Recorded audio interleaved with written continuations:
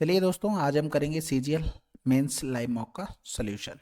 Start करते हैं बिना देरी किए हुए। आशा है कि आप अच्छे से स्कोर कर रहे होंगे और कमेंट बॉक्स में अगर स्कोर लिखेंगे तो और अच्छा रहेगा, पता लगेगा कौन कैसा क्या स्कोर कर रहा है। चलो स्टार्ट करते हैं।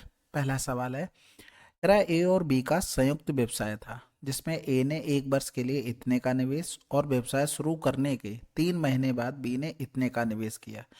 दूसरे वर्ष की शुरुआत में ए ने अतिरिक्त 30,000 का निवेश किया और बी ने 5,000 निकाल दिए। 2 वर्ष के अंत में ए द्वारा अर्जित लाभ इतना। यदि वे कुल लाभ का आधा भाग समान रूप से और शेष भाग निवेश के अनुपात में के अनुसार वितरित करते हैं तो बी द्वारा अर्जित लाभ कितना होगा। देखो, सबसे पहले जब भी इतना बड़ा सवाल आपको दिख जाए पहले ही नंबर पे तो तुरंत स्किप करना है, क्योंकि आप पहले टारगेट ये करेंगे 1 लाइन का या 2 लाइन का कोई सवाल है तो वो करें, भले ही 5 हो पाए, 4 हो पाए, 3 हो पाए, वो बेटर रहेगा। उसके बाद आपको ऐसे सवालों को पकड़ना। ये आसान है फिर भी, लेकिन आप ये चीज़ ध्यान रखेंगे, अदरवाइज आप थोड़ा टाइम ज़्यादा लेकर आप अपना एग्जाम खराब कर लेंगे। क्योंकि देखो, जब आप पहली बार में करोगे इसमें टाइम ज़्यादा लगेगा। जब आप पेपर एक बार अटेम्प्ट करके दोबारा आओगे ना, तब टाइम कम लगेगा, और कम नहीं लगेगा तो उतना ही तो लगेगा, लेकिन आप मतलब प्रेशर में कम होंगे क्योंकि आप अच्छे अच्छे सवाल जो भी आसान थे वो कर चुके हैं। ठीक है, जो भी होगा उसके बाद बोनस मिलेगा। अब यहाँ पर टोटल 2 वर्ष की बात कर रहा था। 2 वर्ष में कितने होते हैं? 24 महीने होते हैं। तो ए ने क्या किया है? 60,000 यानी कि 60K लिख लो, इतने का इन्वेस्ट किया। बी आया इसमें 3 महीने बाद आया, यानी कि ए ने क्या किया? 1 वर्ष के बाद में, यानी कि 12 महीने के बाद कुछ चेंजमेंट किया है। और बी ने भी कुछ चेंजमेंट किया है। बी ने 5,000 निकाल लिए दूसरे वर्ष की शुरुआत में, लेकिन अगर पहले वर्ष में देखें 12 महीने, 3 महीने बाद बी आया है, इसके मतलब बी ने कितने 9 महीने इन्वेस्ट किया है। कितना? 80K इन्वेस्ट किया है 9 महीने के लिए। उसके बाद ए ने 30,000 रुपये निकाल लिए। 30,000 मतलब 30K निकाल लिए, तो बचे कितने? 60 में से 30K गया 30K। और कितने महीने के लिए? 12, क्योंकि पूरा 24 महीने के लिए करना था। और बी ने 5,000 रुपये निकाल लिए। अच्छा, अतिरिक्त निवेश किए थे इन्होंने, तो ये 90 हो गया। और इन्होंने 5,000 निकाल लिया, मतलब 5K, तो 75K बचा है। कितने महीने के लिए? 12। बस इनका हमें रेशियो बना लेना था, हमारा आंसर आ जाना था। तो सबसे पहले तो कहाँ से क्या कटेगा? इधर करेंगे तो 3 चौकू 12, 3 चौकू 12, 3 त्रिका 9, और 3 चौकू 12 हो गया। इधर करेंगे 4 कट गया, 4 दूनी 8 हो गया, और 4, और ये 4 चला गया। के से के हटा दो, के का मतलब 1000 होता है, ये चला गया। इधर करेंगे तो ये 150 हो गया। इधर करेंगे तो 20 × 3 = 60 हो गया। 75 जोड़ देंगे तो 5 7 6 13 हो गया। तो 15 एकम 15, 15 ने में 135 हो गया। अब वो कह रहा था बी द्वारा अर्जित लाभ, लेकिन उससे पहले उसने क्या बोला? ये बोला यदि बे कुल लाभ का आधा भाग समान रूप से और शेष भाग निवेश के अनुपात में करता है, यानी कि इन दोनों को 19 मिला है जो कि लाभ का आधा भाग है, यानी कि लाभ का आधा भाग ये रहा होगा। इसका मतलब है इसको आधा आधा बांटा गया, यानी कि 2 ने में 18, 2 पंजे 10, 2 ने में 18, 2 पंजे 10। यानी कि ए को अगर टोटल देखोगे तो जो मिला होगा 10 9 19.5, और जो बी को मिला होगा वो इसमें जोड़ देंगे तो 9 9 18.5, यानी कि टोटल कितना प्रॉफिट हो गया? 38 हुआ था। लेकिन अब इससे तो कोई मतलब ही नहीं, हमने सारा डिवाइड कर लिया, यानी कि 19.5 बराबर में 35,880। हमें निकालना है 880, हमें 18.5 की वैल्यू निकालनी, तो ये तो इससे चला गया। इधर करेंगे 5 × 3 = 15, 3 बचा, 5 × 7 = 35। इधर 5 × 3 = 15, 5 ने 45 हो गया। तो काटना तो पड़ेगा ही भाई। सबसे पहले 3 से ही काट लो, कौन सा कलर ले लिया मैंने। सबसे पहले 3 से, 13 हो गया। फिर 3 एकम 3, 3 एकम 3, 3 नेम 27, 3 × 6 = 18, 0 हो गया। 13 से करेंगे, 13 ने में 117 हो गया। बचा कितना? 2, 13 दूनी 26, 7 दूनी 14, यानी कि लास्ट में 4 0, ये तो आना ही आना है। तो अब यहाँ पर देख लोगे कुछ बन रहा है क्या? और कुछ नहीं, डायरेक्ट गुणा ही कर लेते। 23 चौकी 92 है, वैसे 92 में 37 से डायरेक्ट गुणा कर लो। 7 दूनी 14, हाथ से लगा, कितना हो गया? 1। 9 सत्ते 63, 3 दूनी 6, 63 और 6 69, और 1 70 की 0 हो गया। हाथ से लगा 7। अब देखो 0 4 हमें मिल गया, आंसर लगा दो। कैलकुलेशन थी सवाल में। अगला करते हैं। कह रहा था दो वस्तुएं ए और बी अलग अलग मूल्य पर बेची जाती है, किस मूल्य का विक्रय मूल्य अधिक है? वस्तु ए का अंकित मूल्य 1200, इसे इतने इतने की 2 क्रमागत छूट देकर बेचा जाता है। वस्तु बी का अंकित मूल्य इतना, इसे इतने की छूट देकर बेचा जाता है। अब देखो, इसकी अगर एकल छूट निकालो तब भी ठीक है, नहीं निकालना तो देखो 1200 का 15% मतलब 85 बचा। 20% मतलब 80 बचा है। तो यहाँ से भी कर सकते हो। तो 8 पन्ना 40, हासिल लगा 4 हो गया, और 8 64 और 4 68 हो गया। तो यहाँ पर 2 जीरो आ जाएंगे, तो 2 जीरो इससे चले गए, 2 जीरो इधर। 12 अट्ठे 96, हासिल लगा 9, 12 छंग 72 और 9 81 हो गया। अब देखो ये सवाल आसान था, इसको पहले पिक करना था। 8% की छूट दी, यानी कि बचा कितना, 92। तो ये कैंसिल आउट, 8 दूनी 16, 8 ने 72 और एक 73। तो कह रहा था कि विक्रय मूल्य अधिक है, किसका अधिक है, 816 यानी कि ए का। अगला सवाल, इतने प्रेक्षणों का प्रसरण 21 दिया गया था, ठीक है, उनका माध्य इतना है, सी भी हमें बताना था।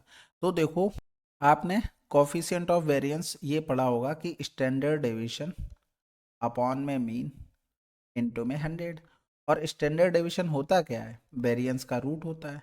और ये हमको दिया गया था 81, यानी कि स्टैंडर्ड डेविएशन 9 आ गया। माध्य उनका 54, यानी कि मीन 54 हो गया, गुणे में 100। तो 9 छक्का 56 हो गया, इधर करेंगे तो 6 एकम 6, बचा 4, 6 छरंग 36, 16 समथिंग आंसर। अगला सवाल, अच्छा 1/6 भी तो आ रहा था, 16 से 2/3। अगला करते हैं। कह रहा था किसी मूलधन पर 5 वर्षों के लिए इतने वार्षिक ब्याज और इतने वर्षों के लिए इतने वार्षिक ब्याज के बीच अंतर इतने रुपए, तो मूलधन बताइए। अब देखो यहाँ पर हमसे ये बोला गया सिंपल इंटरेस्ट की बात है, तो डायरेक्ट करो ना। यहाँ पर 50 ब्याज मिलेगा, यहाँ पर 4×12 मिलेगा। तो इन दोनों में डिफरेंस कितना है, 50 और 12 का डिफरेंस 38, 38 बराबर में 380, 100 बराबर पूछा गया था, तो ये 10 गुना, इसका भी 10 गुना। भाई हमने दोनों जगह 100 प्रिंसिपल मान के कर लिया, डायरेक्ट निकल आया। कह रहा था 52 पत्तों के एक मानक गड्डी में से एक पत्ता निकाला जाता है, इस बात की क्या प्रायिकता है, प्रायिकता ज्ञात कीजिए कि बे या तो अंकित पत्ता या पाना है। इंग्लिश में देखते हैं। It is given, it is a queen given that it is either a face card और अ हार्ट। देखो सबसे पहली बात तो क्वीन होनी चाहिए, और या तो वो फेस कार्ड में से होगी या तो वो हार्ट में से होती, ये बात बोली। सबसे पहले एक चीज देखो, अगर हम फेस कार्ड की बात करें, एक पूरी गड्डी में कितने होते, देखो जोकर होता है, क्वीन होती है और किंग होता है, यानी कि और कितने टाइप के ताश होते हैं, 4 टाइप के, तो 4×12 हो गया। हार्ट की बात करेंगे तो कितने हो गए टोटल हमारे पास, 13। अब लेकिन एक चीज देखोगे कि इसमें हार्ट में भी तो रहे होंगे कुछ ना कुछ फेस, कितने फेस होंगे, 3 फेस होंगे इसमें। तो इसका मतलब है कहीं ना कहीं फेस इसमें ज्यादा काउंट हो गए होंगे। तो जो 3 इधर काउंट हो चुके हैं वो इधर माइनस कर देंगे तो कितने बचेंगे, 10। टोटल यहाँ पर कितना रहा हमारे पास, 22। यानी कि इसी 22 में से क्यून होने के चांस चांस है। अब अगर हम देखेंगे तो क्वीन कितनी हो सकती हैं, एक में 4 होगी, एक में मतलब 4, यानी कि या तो फिर हार्ट की होंगी, जैसे हिंदी में मुझे पता है, या तो हार्ट यानी कि दिल की बात करते हैं, या तो चिड़ी की होगी, या तो हुक्म की होगी, या तो फिर ईंट की होगी। यानी कि इसी में से हमें लेना था। तो ये कितना हो गया, 2×4, 2/11। अगला सवाल, कह रहा था 20 आदमी एक योजना कार्य को एक्स दिनों में कर सकते हैं और 15 औरतें उसी योजना कार्य को इतने में कर सकते हैं। यदि एक दिन में 60 आदमी द्वारा किए गए कार्य की मात्रा और एक दिन में 45 औरतों द्वारा किए गए कार्य का अनुपात इतना है, तो 40 आदमी कार्य को कितने दिनों में कर सकते हैं। सबसे पहले देखो यहाँ पर 2:1 दिया गया, यानी कि 60 आदमी एक दिन में एम एफिशिएंसी से कुछ काम कर रहे थे, और कह रहा था 45 औरतें और एक दिन में और डब्ल्यू इफिशियंसी से कुछ काम कर रही थी, वो रेशियो था 2:1। तो इधर 2×3=6 हो गया, यानी कि एम अपॉन डब्ल्यू, 15×3=45, 15×2=30, ये हो गया हमारे पास। अगर हम यहाँ पर देखेंगे 20 आदमी इफिशियंसी 3 निकाल ली, एक्स दिनों में करते थे, ऐसे लिख लो। 15 औरतें इफिशियंसी 2 निकाल ली, ये x+20 दिन में कर रहे थे। तो इधर करेंगे ये 10 हो गया, इधर 3×5=15, 5×2=10 हो गया, यानी x बराबर क्या आ गया, 20 आ गया। अगर हम देखेंगे तो यहाँ पर भी आदमी है, यहाँ पर भी आदमी है, यानी कि इधर 20 थे, इधर 40 थे। तो 20×1=20, 20×2=40, और ये चेंज हो जाएगा। तो 2 बराबर में हमें कितने 20 दिन दिए थे, 1 = 10। भाई यहाँ पर x की वैल्यू 20 दिन में कर रहे थे, तो वो 2 बराबर में 20 हो गया, 1 = 10। अगर ऐसे नहीं करना है तो टोटल देखो, पहली लाइन से 20 आदमी इफिशियंसी 3 x दिन में, यानी कि 20 दिन में कर रहे थे। 40 आदमी 3 की इफिशियंसी से करेंगे, 10 से यहाँ से भी आ जाएगा। अगला सवाल, कह रहा था 2 ट्रेनें समान दिशा में इतने इतने की चाल से चल रही हैं। तेज चाल से दौड़ रही ट्रेन इतने मीटर लंबी है और धीमी चाल से दौड़ रही ट्रेन 1 मिनट 29 सेकंड 39 सेकंड में पार करती है। धीमी चाल से दौड़ रही ट्रेन की लंबाई क्या है? अब देखो वो क्या कह रहा था कि समान दिशा में, तो समान दिशा में स्पीड क्या होगी? घट जाएगी। यानी कि 6 से 4 गया 2, 15 से 8 गया 7, यानी कि 7.2 किलोमीटर प्रति घंटा। लेकिन इसको मीटर प्रति सेकंड में बनाएंगे। ठीक है। अब अगर हम देखेंगे तो आपको ये भी पता है, या तो स्पीड इंटू में टाइम कर लो, 1 मिनट, यानी कि इसको पूरा चेंज कर लेते हैं किसमें? सेकंड में। यानी कि 60 प्लस का 39, तो ये हो गया 9, 6, 3, 9, यानी कि 99 सेकंड। यहाँ पर ये लिख लो। ये क्या बन जाएगी? डिस्टेंस। डिस्टेंस 102 प्लस का x मीटर। भाई आपको पता है ना, स्पीड इंटू में टाइम के बराबर क्या होता है? डिस्टेंस। वही डायरेक्ट हमने लिख लिया। तो ये पॉइंट इधर करेंगे, 18 चौक 72, 5 चौको 20, 2 हो गया, 2 ने में 18, 2 ने में 18, 19 माइनस का 102 हो गया बराबर में x। तो 8 से 2 गया तो 6 हो गया, इधर बचा कितना? 9। आंसर। अगला सवाल, 20 वस्तुओं को एक साथ बेचने पर अर्जित लाभ 4 वस्तुओं के क्रय मूल्य के बराबर है।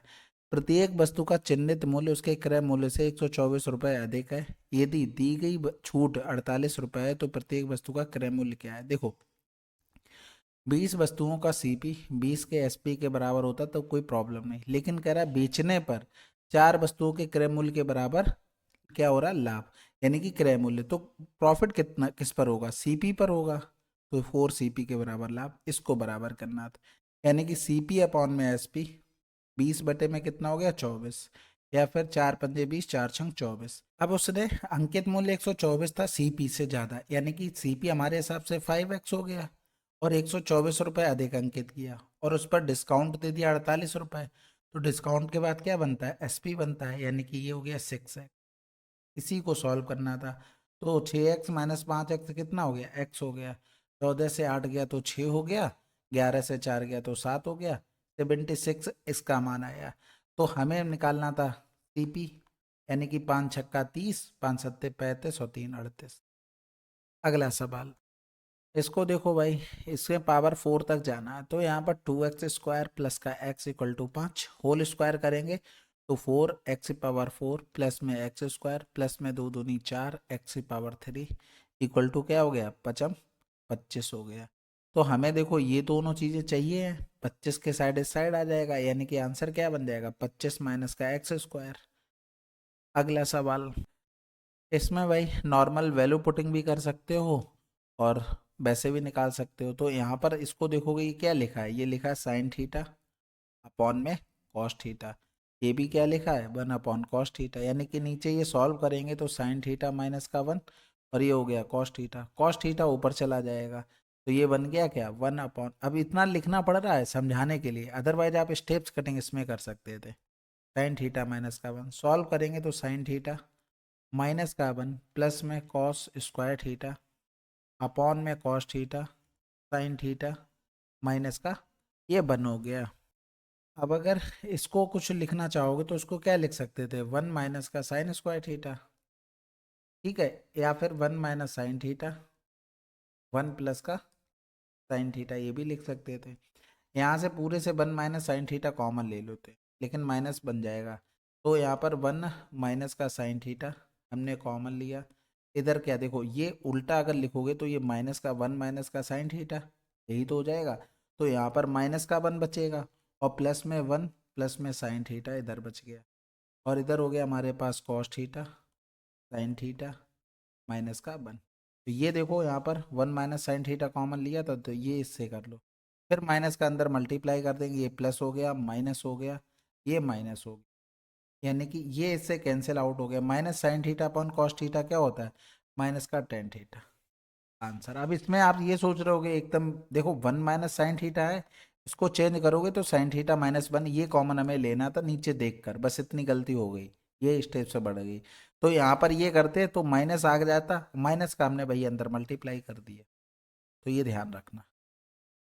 कह रहा था एक समद्विबाहु त्रिभुज पी क्यू आर में P M P R Q R पर लंब तथा पी क्यू बराबर पी आर, यदि क्यू तथा आर के निर्देशांक कितने हैं तो एम के निर्देशांक क्या होंगे? देखो समद्विबाहु त्रिभुज है, ये रहा हमारे पास पी क्यू आर। कह रहा था P M perpendicular Q R, ठीक है, P M perpendicular Q R, P Q बराबर में पी आर बोल दिया था, क्यू तथा आर, क्यू के निर्देशांक हमें कितने पता है, 8, 7, और आर के निर्देशांक -2, एम के पूछे हैं। अब आपको ये पता है ये समद्विबाहु त्रिभुज है, ठीक है। अब इसके जब ये परपेंडिकुलर है तो ये दोनों भुजाएं बराबर होती है, यानी कि 1:1 होता है। अब इसका आपने डायरेक्ट रिजल्ट भी पढ़ा होगा, कहाँ लिखते हैं, जगह भी तो कम है। अगर इस तरीके से दिया हो, ये हो x1 y1, ये हो हमारे पास x2 y2, और ये हमको दिया हो x, y, और ये m/n, तो यहाँ पर x बराबर निकालना, तो x1 इंटू में n प्लस में x2 इंटू में m अपॉन में m प्लस का n। इस पर खूब सवाल आए हैं। y इक्वल टू में y1 इंटू में n प्लस में y2, यहाँ पर y2 लिखो, इंटू में m अपॉन में m प्लस का n। बस यही होता है कि ये इधर आ जाता है, ये इसका इधर गुणा हो जाता है, तो वही चीज़ हमें यहाँ पर भी करनी है। यहाँ पर ये कितना हो गया, ये x, y हो गया, तो x बराबर लिखेंगे 8 इंटू में 1 प्लस में माइनस का 2, ऐसे लिख लो, इंटू में 1 अपॉन में दोनों का सम, यानी कि 2 हो गया। तो इधर -8 से 2 गया तो 6 हो गया, 2×3 = 6, x बराबर कितना आ गया, 3 आ गया। अब देखो यही अगर ऑप्शन इसमें भी कुछ लिखा होता तो डायरेक्ट लगा देते। अब हो सकता है 7 आए, बाई का मान ना आए, तो हमें वो करना पड़ेगा। तो 7 गुणे में हमारे पास 1, और फिर हो जाएगा प्लस में 7 गुणे में 1/2, यानी कितना आ गया, 7, तो 3, 7। अगला सवाल कह रहा था वैल्यू ऑफ दे सीरीज। इसको देखो भाई, ये तो आसान है। देखो या तो दो सीरीज बनाकर आप कर लो, या डायरेक्ट याद रखो, ऐसे सीरीज दी जाएगी इसके बीच के सेंटर की वैल्यू का स्क्वायर हो जाता है। जैसे आपने 1, 2, 3, 2, 1 लिखा, तो इनका सम इसका स्क्वायर ही होगा। आपने 1, 2, 3, 4, 3, 2, 1 लिखा, तो इसका सम इसका स्क्वायर ही होगा। आपने 1, 2, 3, 4, 5, 4, 3, 2, 1 लिखा, तो इसका स्क्वायर ही आंसर आएगा। देखो 5, 4, 9, या फिर 4, 3, 7, 7, 2, 9, 1, 10, 10 दूनी 20, क्योंकि इधर भी होगा और 5 और जोड़ देंगे। तो ये डायरेक्ट रिजल्ट याद रखना। अगला सवाल कह रहा है यदि शब्द ई से शुरू होकर एच पर समाप्त होने वाले इंग्लिश शब्द के अक्षरों को कितने तरीकों से व्यवस्थित किया जा सकता है। कह रहा था ई से शुरू होकर एच पर समाप्त होते हुए, तो ये तो बात फैक्ट है। कितने, 2, 2, 4, 2, 6, 7, 1, 2, 3, 4, 5, 6, ये तो बात फैक्ट है कि यहाँ पर ई, यहाँ पर एच, ये हमारे पास फिक्स हो गया। अब 7 नंबर थे टोटल, अब यहाँ पर दो तो हटा दो, यानी कि 5 में से कोई एक नंबर आ सकता है। तो 5 में से एक चला गया, यानी कि 4 नंबर में से कोई एक यहाँ पर आएगा। जब 4 में से चला गया तो यहाँ पर 3 में से कोई एक नंबर आएगा। 3 से 2 चला गया तो इसमें 2 में से एक कोई नंबर आएगा, यहाँ पर एक बचा है, वही नंबर आ जाएगा। यानी कि इनका सबका गुणा कर दो, या फिर आप लिख सकते थे जो ये प्लेस बचे थे फैक्टोरियल 5 तरीके से फिल हो सकते थे। तो 5 को 20 दिया, 60 दूनी 120, आंसर। अगला सवाल कह रहा था एक लंबवृत्तीय शंकु का पार्श्वपृष्ठीय क्षेत्रफल इतना है और तिर्यक ऊंचाई 5√5 है। What is its volume. देखो क्या कह रहा था, कोण दिया गया, कोण का वॉल्यूम क्या होता है, 1/3 πr² होता है।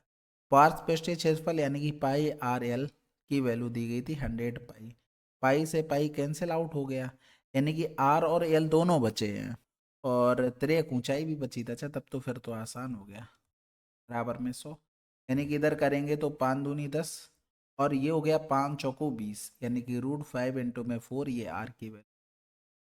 तो 1/3 πr² मतलब 5 गुणे में 4 हाइट हमें निकालनी थी। तो देखो हाइट निकालने के लिए तिर्यक ऊंचाई हमें 5√5 पता है, और ये हमको 4√5 पता है। तो यहाँ पर देखोगे 4, 5 और 3, लेकिन √5 साथ में चिपका है, तो √5 और लगा दो, खत्म हो गया। तो यहाँ पर 3 से 3, 5 चौको 20, चौको 80, 80 π√5। अगला सवाल कह रहा था 26 सेंटीमीटर व्यास वाले एक वृत्त में एक जीवा खींची गई है। यदि वृत्त के केंद्र से जीवा की न्यूनतम दूरी 5 है तो जीवा की लंबाई क्या है। न्यूनतम दूरी मतलब हाइट की बात वो करता है। व्यास हो गया हमारे पास 26, यानी कि इस तरीके से लेंगे, वैसे तो आपको डायरेक्ट समझ में आना चाहिए था। ये 26 हो गया, ये जीवा, इनके बीच की दूरी 5 हो गई, ठीक है। अगर हम यहाँ से देखेंगे तो इसको मिला देंगे, कहाँ से, ये रेडियस कितनी होगी 13, क्योंकि डायामीटर पूरा 26, तो 5, 12, 13 कितना हो गया 24। अगला करते हैं भाई। व्हाट इज द वैल्यू, देखो ये तो आसान है, 4 चौकू 16 चौकू 64 का रूट लेंगे तो 8 आंसर। अब ये देखो डायरेक्ट क्यों कर दिया, देखो अगर हम पॉइंट हटाएंगे तो जीरो बढ़ेगा, या परसेंटेज से जीरो बढ़ेंगे तो जीरो से होगा क्या, पॉइंट इधर उधर होंगे, नंबर तो चेंज नहीं होने वाले ना। तो हमने इसलिए ऐसे कर लिया। हाँ, ऑप्शन अगर ऐसे होते 0.08, 0.8, 0.008, तब आपको एग्जैक्ट करना पड़ता है, अदरवाइज कोई जरूरत ही नहीं है। अगला सवाल, इसमें देखो अंकों के बहुलक और माध्य का अंतर बताइए। देखो सबसे पहले फ्रिक्वेंसी तो 13 ज़्यादा है, तो मोड तो हमारे पास 45। अब देखो एवरेज डेविएशन मेथड से भी निकाल सकते हो, लेकिन ये नंबर इतने आसान है, इन सबका आपको टेबल पता है, तो हम डायरेक्ट गुणा कर लेते हैं। तो 12×5 = 60 हो गया, यहाँ से लगा 6, 12×2 = 24 और 6 30 हो गया। 8×6 = 48, यहाँ से लगा 4, 8×3 = 24 और 4 28 हो गया। 9×9 = 81, यहाँ से लगा 8 हो गया, 9×2 = 18 और 8 26 हो गया। इधर 6×2 = 12, 6×3 = 18 हो गया। फिर 12×4 = 48 हो गया। फिर 13×5 = 65, 13×4 = 52 और 6 58 हो गया। तो 8×1 = 9, 2 11, 5 16 हो गया। यहाँ से लगा 1, 8×1 = 9, 6 15 और 9 24, 24 और 8 32 और 8 40 हो गया। यहाँ से लगा 4, 4 3 7, 2 9, 2 11, 1 12, 4 16, 16 और 5 21 हो गया। बटे में टोटल 12 8 20 और 9 29 और 6 35, 35 और 25 60 हो गया। ये भाग करना था, तो इधर करेंगे तो 6×3 = 18, 3 6×5 = 30, 6 × 6 ये आ गया। इनका डिफरेंस कर लेंगे। देखो हम डायरेक्ट डिवीजन लग सकता था, लेकिन आप लगा के देखना कैलकुलेशन इसमें हो रही है, इसलिए हमने डायरेक्ट गुणा कर लिया, आसानी था। तो इधर करेंगे 10 से 1 गया तो 9 हो गया, और इधर बचा कितना 14, 14 से 5 गया तो 9 हो गया, यानी कि 9.9। अगला सवाल, एक समद्विबाहु त्रिभुज के परिमाप इतना है, आधार इतना है, प्रत्येक बराबर भुजा की लंबाई। आसान है, 2a + का 50 = में 170, और a बराबर कितना आ गया 60। ये पता ना, समद्विबाहु त्रिभुज है, ये a है, ये a है, ये 50 है। कह रहा था ट्रेंगल पीडीसी 24 सेंटीमीटर भुजा वाले वर्ग एबीसीडी के अंतर्गत खींचा गया है, जहाँ पी ए बी पर स्थित है, त्रिभुज का क्षेत्रफल कितना होगा। तो ये तो आसान है, डायरेक्ट 24 24 से हम 576 का आधा हो जाएगा, क्योंकि उसी ट्रायंगल में ए बी सी और डी, ए बी पर पी बोल दिया ना। अब मान लो कहीं पर भी पी हो सकता है, इस तरीके से कभी भी इस तरीके का बनेगा, पूरे स्क्वायर का एरिया का आधा, क्योंकि देखो बेस हो गया 24, यहाँ पर कहीं ना कहीं हाइट भी होगी 24। अब 1/2, 24 × 24, तो 12, 12×4 = 48, 12×2 = 24, 4 28। अगला सवाल, एक पुरुष एक महिला और एक लड़का एक कार्य को 10 13 दिन और 20 दिनों में कर सकते हैं। 2 दिनों में कार्य को पूरा करने के लिए 3 पुरुष एक महिला के साथ अधिकतम कितने लड़कों को नियोजित करना है। अब देखो पुरुष की इफिशियंसी पी 10 दिनों में कर सकता है, एक महिला की इफिशियंसी एम 13 दिनों में, एक लड़के की इफिशियंसी बी वो 20 दिनों में। इनकी इफिशियंसी निकालने के लिए इनका एलसीएम लेना पड़ेगा, तो 20 और 10 का एलसीएम तो 20 हो गया, 13 आ जाएगा तो 260 हो गया, यानी कि इसकी इफिशियंसी आ गई 26, 260 हुआ ना, ठीक है। इसकी आ गई 20, इसकी करेंगे तो 13 हो गई। अब यहाँ पर अगर हमें टोटल वर्क निकालना है, तो टोटल वर्क अगर देखते तो एक पुरुष 10 दिनों में 26 की इफिशियंसी से कर रहा था, तो ये टोटल वर्क आ गया। अब इस कार्य को 2 दिनों में करना है, यहाँ पर इस तरीके से लिख लेते हैं। इस कार्य को 2 दिनों में करना है, जिसमें 3 पुरुष, पुरुष की इफिशियंसी 26, एक महिला, महिला की इफिशियंसी 20, और बच्चे पता नहीं कितने चाहिए, लेकिन उनकी इफिशियंसी 13 है, ये करना है।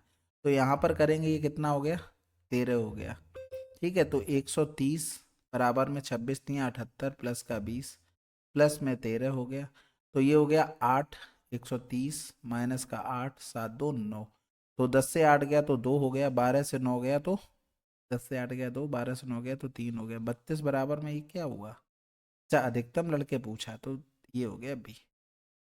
तो यहाँ पर अगर करेंगे तो ये हो जाएगा 13×3 = 39, यानी कि कहाँ चला गया पे, बी बराबर में 13×3 = 39 ज़्यादा हो जाएगा, और उससे कम ले भी नहीं सकते। ऑप्शन भी हमें ऐसे दिए गए थे, अगर ऑप्शन 2 वगैरह होते तो हमें प्रॉपर करके देखना पड़ता। कह रहा था पुनीत स्टेशन ए से 30 किलोमीटर प्रति घंटे की गति से शुरू करता है और स्टेशन बी तक पहुंचने में 10 मिनट अधिक समय लेता है। यदि वह स्टेशन ए से इतने की गति से यात्रा करता है और स्टेशन बी तक पहुंचने में 18 मिनट अधिक समय लेता है, तो ए और स्टेशन बी के बीच की दूरी क्या है। सबसे पहले तो डिस्टेंस कांस्टेंट है, तो 30 और 24 हो गया, टाइम का रेशियो देखेंगे तो 24 और 30, हमारे हिसाब से कितना गैप है टाइम में, 6 का। क्वेश्चन में देखोगे एग्जैक्ट टाइम ये था, 10 मिनट अधिक लेता है तो इधर, और 18 मिनट अधिक लेता है तो वो पहुंच गया इधर। दोनों में डिफरेंस कितने का है, 8 मिनट का है।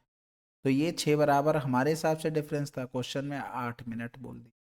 अब मिनट को हम घंटे में चेंज कर लेंगे, यानी कि 60 से भाग कर हमें चाहिए डिस्टेंस, डिस्टेंस बराबर स्पीड इंटू में टाइम। तो स्पीड इंटू में टाइम यानी कि 30 गुणे में 24, 30 गुणे में 24 की वैल्यू निकालनी। तो ये हो गया 8/60 गुणे में 6 बराबर में 30 गुणे में 24। तो 30 दूनी 60, 6 दूनी 12, 8 दूनी 16 किलोमीटर। अगला सवाल, इसमें भाई सिंपल रेशियो पहले मेंटेन कर लो। यहाँ पर देखोगे तो 3 और 9 का एलसीएम तो 9 है, और फिर 45, पूरे में 45 का गुणा। तो ए बराबर में 15 तिया 45, बी बराबर में 5 नेम 45, सी बराबर में 9 पन्ना 45। अब यहाँ पर लेकिन सी और दोनों जगह सी सेम होना चाहिए एक ही सवाल में, तो इसमें हमें 3 का गुणा करना पड़ेगा, और इसमें हमें करना पड़ेगा पूरे में 5 का गुणा, यानी कि 5 तिया 15, 5 एकम 5, 5 दूनी 10। अब वैल्यू रख लो, बी की वैल्यू कितनी थी, 9 गुणे में 3, ई की वैल्यू कितनी थी 5, सी की वैल्यू कितनी थी 5 गुणे में 3, डी की वैल्यू कितनी थी 5, कुछ गलत कर दिया क्या, ई की वैल्यू हमारे पास 10, ये दो जगह सेम हो गया था। ए की वैल्यू हमारे पास 15 गुणे में 3, और डी की वैल्यू हमारे पास हो गई 5, प्लस में सी की वैल्यू हमारे पास 5 गुणे में 3, ई की वैल्यू हमारे पास हो गई 10। बस खत्म हो गया। अब इसी की कैलकुलेशन करनी है, काट पीट लो। देखो सब में 3 तो आ ही रहा है, तो 3 तो पहले उड़ा दो।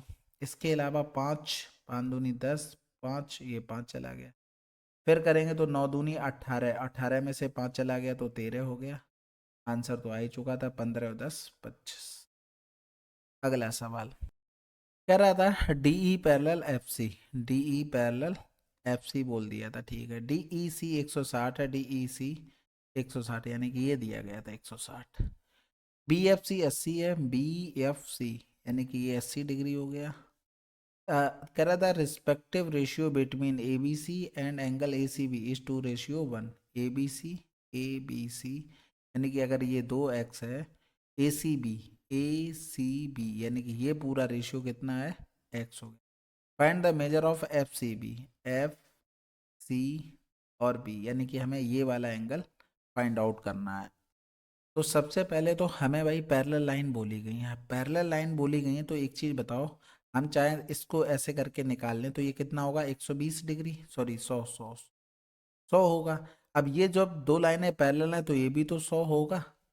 इधर ये 160 है तो इधर वाला एंगल अगर निकाल लो, या तो फिर इसको हम ए एंगल को यानी कि एंगल ए प्लस का 100 बराबर में 160, क्योंकि 160 डिग्री एक्सटीरियर एंगल है ट्रेंगल ए डी ई का। तो एंगल ए बराबर कितना आ गया, 60 आ गया। तो ये तो आसान बन गया। अब ट्रेंगल ए बी सी में देखो भाई, 60 प्लस का 2x प्लस का x बराबर में 180, यानी कि 3x बराबर 120, तो x बराबर में 40 हो गया। तो ये वाला ये कितना हो जाएगा, 40 दूनी 80 हो जाएगा। तो 8 8 160, तो ये कितना बचा, 20। अगला सवाल कह रहा था एक स्कूल में कुल 1600 विद्यार्थी हैं, जिसमें से 15% क्रिकेट खेलने गए, शेष विद्यार्थी में से 35% फुटबॉल, और शेष विद्यार्थियों को इतने वॉलीबॉल खेलने गए, और शेष विद्यार्थी कोई भी खेल खेलने नहीं गए थे। तो कुल विद्यार्थियों में से कितने परसेंट कोई भी खेल खेलने नहीं गए। आसान है, देखो 100 थे, 15% क्रिकेट खेलने गए तो 85% शेष बचे, 35% फुटबॉल खेलने गए तो 65% शेष बचे। अब जो शेष बचे हैं उसमें से 3/13 लोग वॉलीबॉल खेलने गए, यानी कि 13 में से 3 चले गए, बचे कितने, 10/13 लोग, यानी कि शेष 10/13 लोग ये कुछ भी नहीं खेले। टोटल हमने स्टार्टिंग में 100 माने थे, इन्हीं का परसेंटेज यानी कि 100 बटे में कर दिया, गुणे में 100 परसेंटेज के लिए। ये कैंसिल आउट, 2 जीरो इधर चले गए, 1 जीरो इधर, इधर करेंगे 13 पंजे 65, 55 25, 5 अट्ठे 40, 2 42 आंसर। अगला सवाल, एक रेखा बिंदु इतने इतने से होकर गुजरती है और रेखा बाई इक्वल टू इतने पर लंबवत है, इसका समीकरण क्या है। सबसे पहले देखो y इक्वल टू में एम एक्स प्लस का सी, या फिर यहाँ पर m1 लिख लो। तो m1 बराबर क्या आ गया, -3, कंपेयर करने पर ये स्लोप है। और जब रेखाएं लंबवत होती तो m1 इंटू में m2 इक्वल टू में -1 होता है। तो m1 -3 आया इंटू में m2, इक्वल टू -1। m2 बराबर कितना आ गया, 1/3। अब ये चीज देखो इसी रूप में लिखी होनी चाहिए इक्वेशन। तो देखो 1/3, 1/3 इसमें है, 1/3 इसमें है, यानी कि ये दो नहीं हो सकते। अब बाकी बची हुई कैसे चीज कंप्लीट होगी, हमें ये वैल्यू रखनी पड़ेगी। ठीक है, वैल्यू रख के सेटिस्फाइड हो जाएगा एक्स वाई की, तो वही हमारा आंसर है। अदरवाइज हमारे पास एक फार्मूला होता है y1 माइनस y1 बराबर में स्लोप, यानी कि यहाँ पर m2 रख दो और x माइनस x1। जहाँ पर ये क्या हो गया, ये x1 हो गया, ये y1 हो गया। तो यहाँ पर y माइनस यानी कि प्लस का 1 हो गया, बराबर में m2 1/3 हो गया, x माइनस x1 यानी कि 1 हो गया। तो हमें y इक्वल टू में 1/3 x माइनस का 1/3 माइनस का 1 हो गया, ये यहाँ पर x। तो ये बनेगा 1/3 x, इधर चला जाएगा 3 1 4, 4/3। तो इसका मतलब है फर्स्ट। अगला सवाल, एक बॉक्स में 7 हरे रंग के कंचे, 5 नीले, 8 पीले रंग के कंचे हैं। यदि 4 कंचे बिना प्रतिस्थापन के एक के बाद एक के क्रम में निकाले जाते हैं तो किसी भी कंचे के पीले रंग के नहीं होने की प्रायिकता ज्ञात कीजिए। तो इससे तो कोई मतलब नहीं, हमें इन्हीं 12 से मतलब है। तो 12 में से पहले हमने एक निकाला, तो टोटल कितने थे वैसे, 7 5 12 8 20 थे। तो 20 में से इधर एक निकला होगा, फिर ये कंडीशन फुलफिल हो गई। फिर उसके बाद हम दूसरे पे जाएंगे, फिर 11 में से एक निकला होगा, टोटल नीचे 19 में से एक। फिर इसी तरीके से एक और 11 से एक कम हो गया होगा तो कितने बचे होंगे, 10, 10 में से एक निकला होगा, टोटल एक कम हो गया तो 18 में से एक। इसी तरीके से 10 हो गया, फिर 9 में से एक निकला होगा, नीचे एक कम हो गया होगा। इसी की हमें कैलकुलेशन करनी थी। तो आप अगर देखोगे तो ये 12/20, 11/19, 10/18 और 9/17। तो 9 दूनी 18 हो गया, 2 छक्के 12 हो गया। अब ऊपर 3 आ रहा, 3 कोई कटने वाला तो है नहीं, तो एक ही ऑप्शन में ऊपर 3 था, खत्म। क्योंकि नीचे 3 होता तो कट जाता, लेकिन ऐसा तो है नहीं। अगला सवाल कह रहा था, आर त्रिज्या वाले एक अर्धगोले को उसके चपटे फलक के साथ एक क्षैतिज सतह पर रखा गया है। इसके अंदर एक छोटा गोला इस प्रकार रखा गया है कि वह अर्धगोले के चपटे आधार को वक्राकार आंतरिक पृष्ठ दोनों को स्पर्श करता है। यदि छोटे गोले की त्रिज्या r है तो अर्धगोले के वक्र पृष्ठीय क्षेत्रफलों का गोले के वक्र पृष्ठीय क्षेत्रफलों से अनुपात ज्ञात कीजिए। अब इसमें ये बोलना चाहिए था मैक्सिमम साइज का, यानी कि इस तरीके से गोला रखा हुआ है, इस तरीके के एक गोले अर्धगोले में, ठीक है, पूरा बन नहीं पाया प्रॉपर इस तरीके से। तो यहाँ पर मैक्सिमम साइज बोलना चाहिए थी। ये पूरा क्या हो जाएगा, कैपिटल आर, इसके लिए स्मॉल आर, यानी कि 2r बराबर क्या हो गया, कैपिटल आर हो गया। तो आर अपॉन में आर बराबर क्या हो गया, 1/2 हो जाएगा। तो अर्धगोले का वक्र पृष्ठ क्षेत्रफल 2πr² हो गया, और गोले का कितना हो गया, 4πr² हो जाएगा। इसको इसको कैपिटल आर करो, ठीक है। तो ये पाई से पाई, 2 दूनी 4 हो गया, और यहाँ पर 1/2 यानी कि 2/1 का होल स्क्वायर इंटू में 1/2, तो कितना आ जाएगा, 2:1। अगला सवाल कह रहा था, एक ठोस घन को पिघलाकर n समान छोटे घनों में डाला जाता है। यदि कुल पृष्ठीय क्षेत्रफल मूल घन से 16 गुना हो जाता है तो n ज्ञात कीजिए। तो सबसे पहले तो देखो, अगर हम इस यहाँ पर मान लेते कि इसकी साइड a है और जो छोटे बन रहा है इसकी साइड हमने x मान ली, तो a³ बराबर में n x³ हो जाएगा।